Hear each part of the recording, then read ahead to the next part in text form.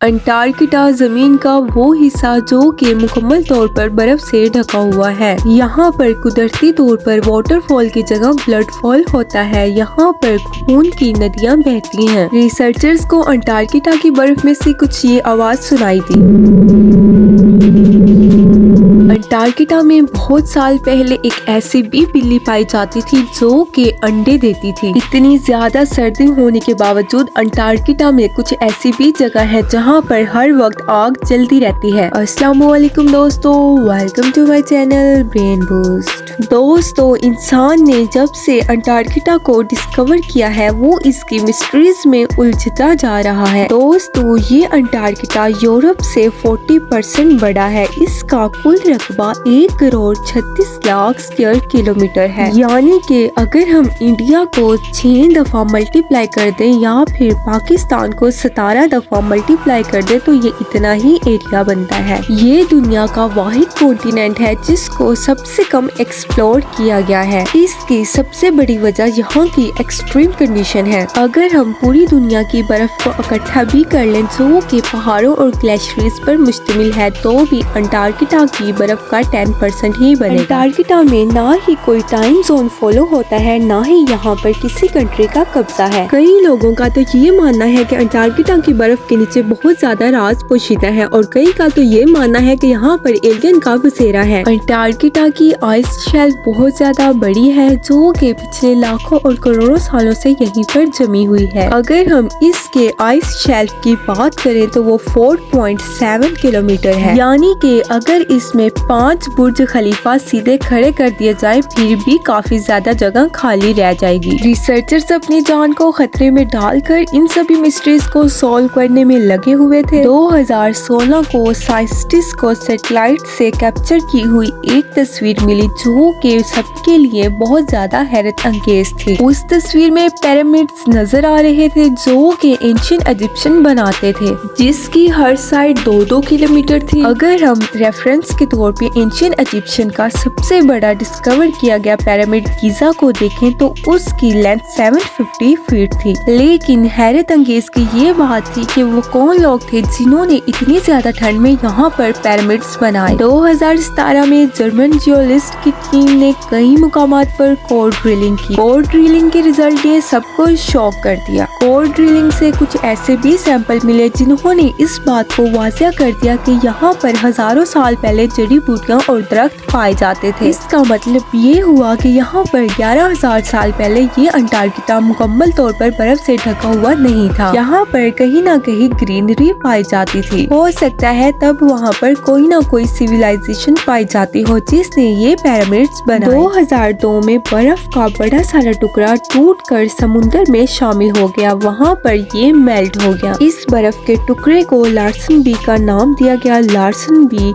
3,250 square kilometre बड़ा और 220 metre मोटा था। ये टुकड़ा इतना ही बड़ा था जितना कि कराची का कुल रकबा है। इसने समुद्र के पानी में बहुत ज्यादा इजाफा कर दिया था। रिसर्चर्स का मानना था कि ये हो सकता है कि ग्लोबल वार्मिंग की वजह से हुआ हो। दोबारा ऐसा कुछ ना हो, कोई बर्फ का टुकड़ा अलग होकर समुद्र के पानी में जाकर ना मिले और समुद्र के पानी में कोई इजाफा ना हो। इसलिए रिसर्चर्स ने नॉर्थ अंटार्कटिका में रिसर्च का काम शुरू किया। उस आइस शेल्फ की बर्फ के अंदर 34 सेंसिटिव सेंसर लगाए गए। वो ये जानना चाहते थे कि वो कौन सी वजूहात थी जिनकी वजह से बर्फ का टुकड़ा अलग हुआ और दोबारा इन चीजों को कैसे रोका जा सके। इन आइस शेल्फ से बर्फ के अंदर उसकी फिजिकल और स्ट्रक्चरल प्रॉपर्टीज का पता लगाया जा रहा था। उसके रिजल्ट देखकर पूरी साइंटिफिक कम्युनिटी शॉक हो गई। पता चला कि आइस शेल्फ अपने आप वाइब्रेट कर रहा था जो कि इंसानी कान डायरेक्टली नहीं सुन सकते थे। उसमें से ये खौफनाक आवाज सुनाई दे रही थी।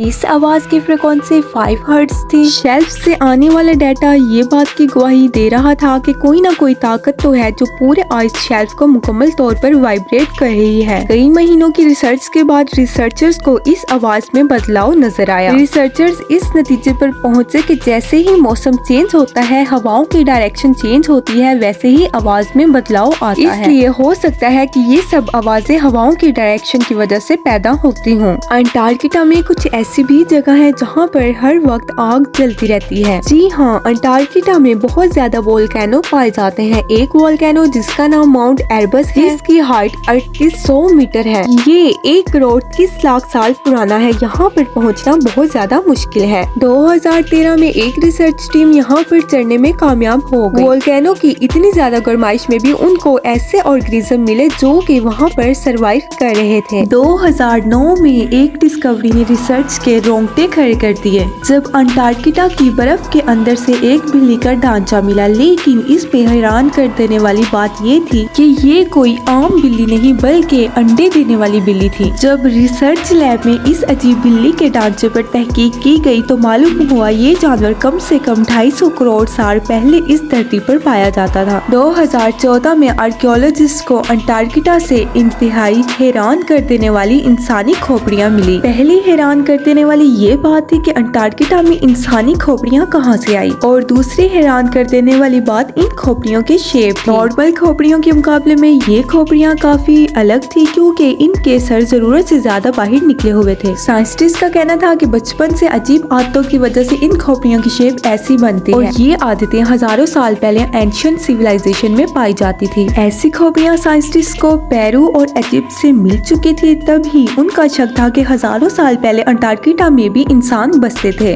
और जो इंसान अंटार्कटिका में बसते थे उनका एंशिएंट इजिप्शियन से कोई ना कोई ताल्लुक था। पिछले 50 सालों के दौरान अंटार्कटिका से 10,000 से भी ज्यादा मेटेरॉइड्स मिल चुके हैं। मेटेरॉइड्स ठोस पत्थर के ऐसे टुकड़े होते हैं जिनका ताल्लुक हमारी धरती से नहीं होता बल्कि वो किसी और धरती से टूटकर आए होते हैं। साइंसदानों का कहना था कि ये मेटेरॉइड्स 7 लाख साल से भी ज्यादा पुराने, लेकिन ये पता लगाना बहुत मुश्किल है कि ये मेटेरॉइड्स किन सितारों या किन प्लेनेट से हमारी धरती पर आए हैं। 2015 में एक छोटा मेटेरॉइड्स डिस्कवर किया गया और इसके अंदर जो बैक्टीरिया मिले उनका ताल्लुक मार्स से था। इसलिए हो सकता है कि ये मेटेरॉइड्स मार्स से हमारी धरती पर आए हों। साइंसदानों को यहाँ पर ऐसे भी सबूत मिले हैं जिनको देखकर ये अंदाजा लगाया जा सकता है कि लाखों साल पहले ये जगह रहने के काबिल थी। आर्कियोलॉजिस्ट को यहाँ से मेसोसॉर्स, ब्लेसोसॉर्स और डायनासोर्स के भी ढांचे मिल चुके हैं। इन ढांचों का साइज 36 फीट बताया जाता है जो कि तकरीबन 3 स्टोरी बिल्डिंग के बराबर बनती है। इन ढांचों पर मजीद तहकीक की गई तो पता चला ये ढांचे 7 लाख साल पहले के हैं। अंटार्कटिका में टाइलर ग्लेशियर्स के मुकाम पर एक पॉइंट ऐसा भी आता है जहाँ पर वाटरफॉल नहीं बल्कि ब्लड फॉल होता है। 1911 में टेलर नामी एक शख्स ने पहली बार इस ब्लड फॉल को डिस्कवर किया गया। कई सदियों तक यही माना जाता था कि हकीकत में इस ग्लेशियर्स के अंदर से खून बहता है, लेकिन जब मॉडर्न साइंस ने इस पर मजीद सर्च की तो तब पता चला कि इस ग्लेशियर्स के नीचे पानी का एक बहुत बड़ा डैम है। इसमें मौजूद पानी की खास बात ये है कि इसमें सी वाटर से 3 टाइम ज्यादा सॉल्ट पाया जाता है, जिसकी वजह से ये फ्रीज नहीं होता। साथ साथ इस पानी में पहाड़ों से निकलने वाला आयरन भी मौजूद होता है। किसी एक पॉइंट से जब ये पानी ग्लेशियर से बाहर निकलता है तो हवा में मौजूद ऑक्सीजन पानी के साथ मिलकर आयरन ऑक्साइड बनाती है। इसी वजह से पानी का ये कलर रेड हो जाता है, और यही वजह है कि हमें ये पानी रेड कलर का नजर आता है। ब्लड फॉल के नीचे मौजूद पानी में से साइंसदानों को एक और हैरान कर देने वाली भी चीज मिली। पानी में टोटल 17 टाइप के बैक्टीरिया भी पाए जाते हैं जिनको जिंदा रहने के लिए ऑक्सीजन और सनलाइट की भी जरूरत नहीं पड़ती। एक्सपर्ट्स का कहना है कि ये बैक्टीरिया की ऐसी किस्म है जो ऐसे प्लेनेट पर पाई जाती है जहाँ पर O2 और सनलाइट का नामो निशान तक नहीं होता। ये बैक्टीरिया हमारी धरती पर कैसे आए अभी तक ये राज पोशीदा है। पूरा अंटार्कटिका बर्फ से भरा हुआ है। ये कॉन्टिनेंट देखकर यही लगता है कि यहाँ पर पानी की कमी नहीं हो सकती, लेकिन आपको ये जानकर हैरत होगी कि हमारी जमीन पर अगर कोई खुश्क जगह है तो वो भी अंटार्कटिका है। अंटार्कटिका में एक ड्राई वैली पाई जाती है जहाँ पर